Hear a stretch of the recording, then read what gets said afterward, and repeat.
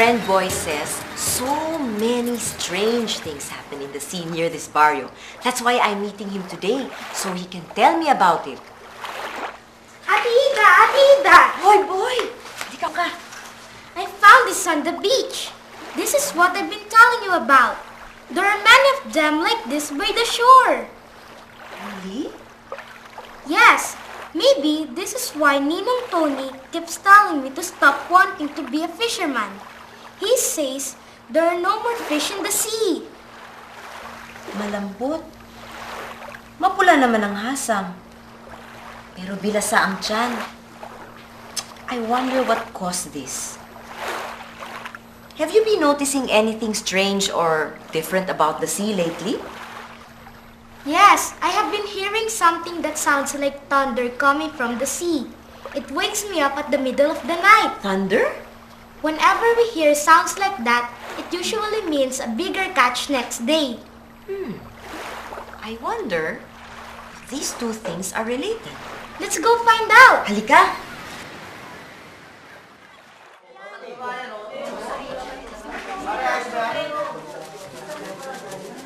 Aling Etang, look what I found. Naku! Throw that away! Bakit po? Basta, wala. Throw that away. Ate Ida thinks that it could be related to those sounds we sometimes hear late at night. Shh. Those are the fishermen the Bantay Dagat are always after. Ay, so that explains it. What? What explains it? The sound you have been hearing is not of thunder, but of exploding dynamite. And the fish you saw in the shore is a victim of dynamite fishing. Why does dynamite fishing cause so much damage?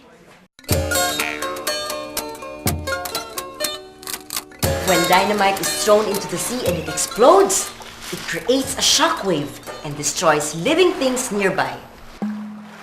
Some fishermen go out at night to look for schools of fish. When they find one, they throw dynamite in the water. After it explodes, they dive in to catch the fish that had been stunned by the blast. This kind of practice is very dangerous, not just to sea life, but to the fisherman as well. Yet, they do it because they think it is an easy way of catching fish. They do not realize that if they keep doing this, they soon will not have any fish to catch at all. This problem affects the whole community because everyone depends on the sea for survival. But why do you want to become a fisherman, Boy? I want to be like Ninong Tony. He helps take care of me because my tatay has been sick for a long time and cannot afford to raise me and my 10 brothers and sisters. Oh, your Nino must be a very good man. Opo, that's why I want to be a fisherman, just like him. And when I learned how to fish, I can help my family too. I want to help him fish, but he won't let me. Is dynamite fishing cause of all the bad things fishermen do to the ocean? No, it isn't.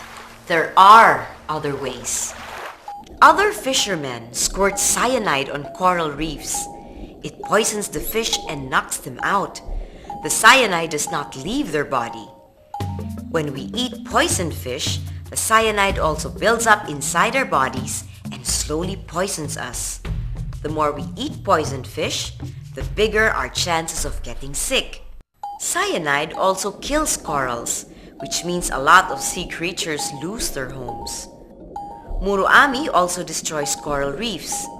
It is the practice of using young children to pound rocks or chains on corals in order to scare fish into nets. It leaves a lot of sea creatures homeless and puts the lives of the children in danger. Trawling is another problem. This is when ships drag their huge nets across the ocean floor.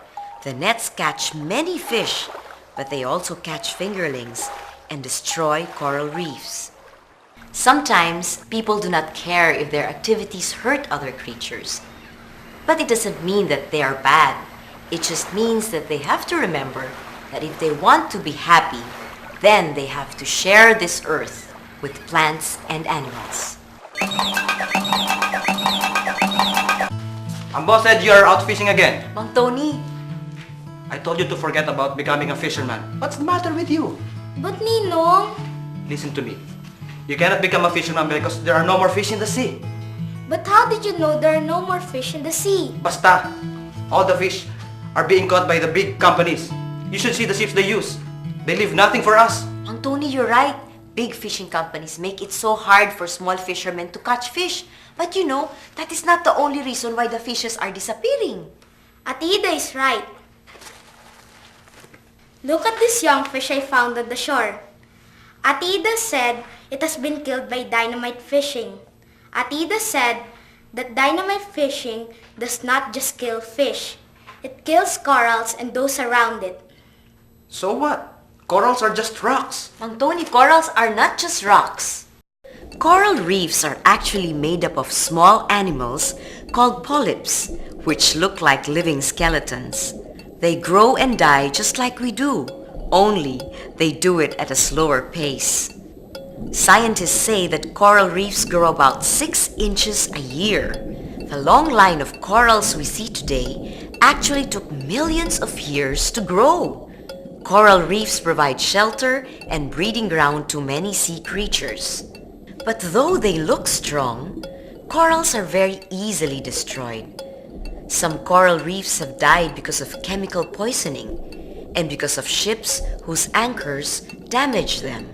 The death of coral reefs greatly affects the life cycles of the fish that depend on them for food and shelter. Without a place to feed and breed in, these fish will die. Not only that, reefs protect seaside communities from storm floods. Dynamite fishing is also dangerous to fishermen, right, Mang Tony? You don't know what you're talking about. Boy, listen to me. Forget about fishing. I have to go. I still have to prepare for tonight's trip. And you, stop filling boy's head with that kind of nonsense. Why, Mang Tony? Is teaching boy how to save the ocean nonsense?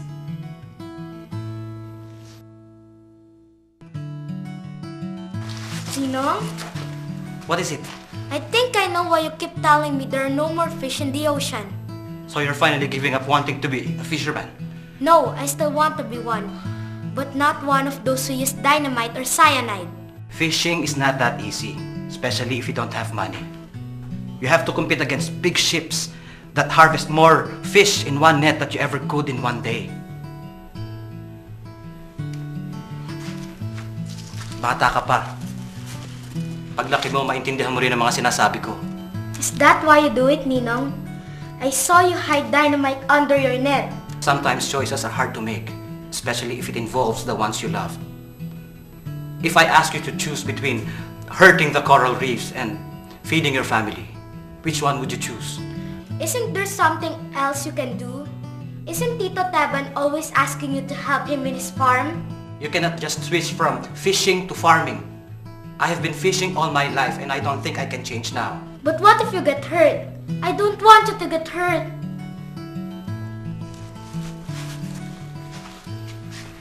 That's the risk I have to take. I do not like what Ninong is doing. I know, but sometimes people think that they do not have a choice in the way they live.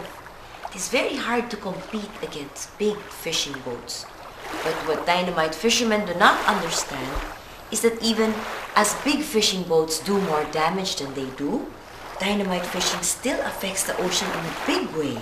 I wonder how long it will be before the earth runs out of coral reefs. There are people who try very hard to save the coral reefs. Some do this by building homes for the fish out of car tires to replace the corals that were destroyed. Others sink old ships to the ocean floor so that the polyps have something to cling to, and also so that fish can have somewhere to hide and breed in. Sometimes, the local government helps by limiting the amount of fishing done in the ocean and prohibiting destructive fishing practices. Some fishing communities also help by actively participating in making sure that the seas are safe for fish to breed in. They also report those who do to proper authorities. Sometimes, they also promote the reefs as a tourist spot so that they can have additional income and save the coral reefs at the same time. As long as there are people like you who care for the reefs, then there is still hope for the seas.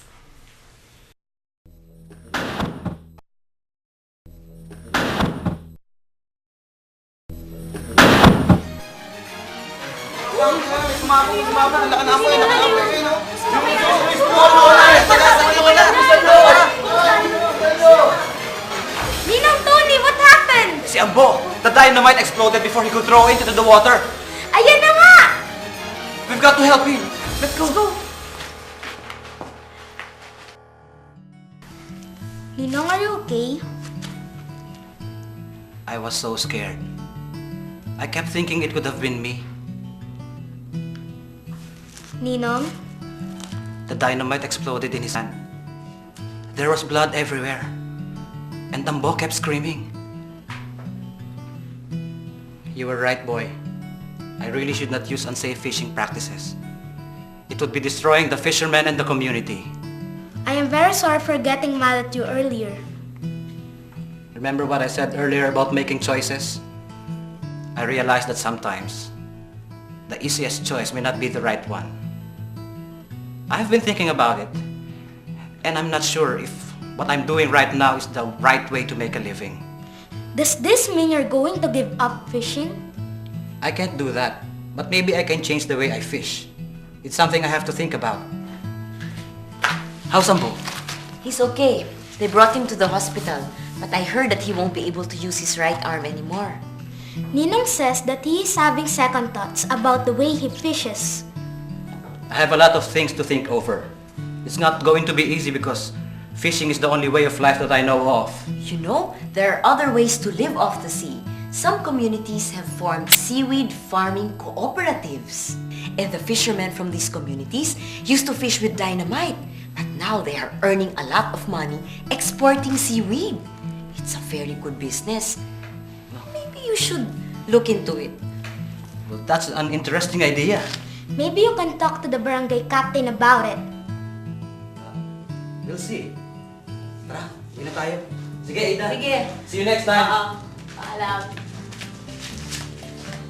As Mang Tony and Boy have experienced, it is important for all of us to take care of our seas and our oceans. These places are home to many creatures. A lot of them live in the coral reefs, which are easily destroyed. If the seas die, we will be losing an important part of our planet. Fishing is not bad. It is the way we fish that may be harmful.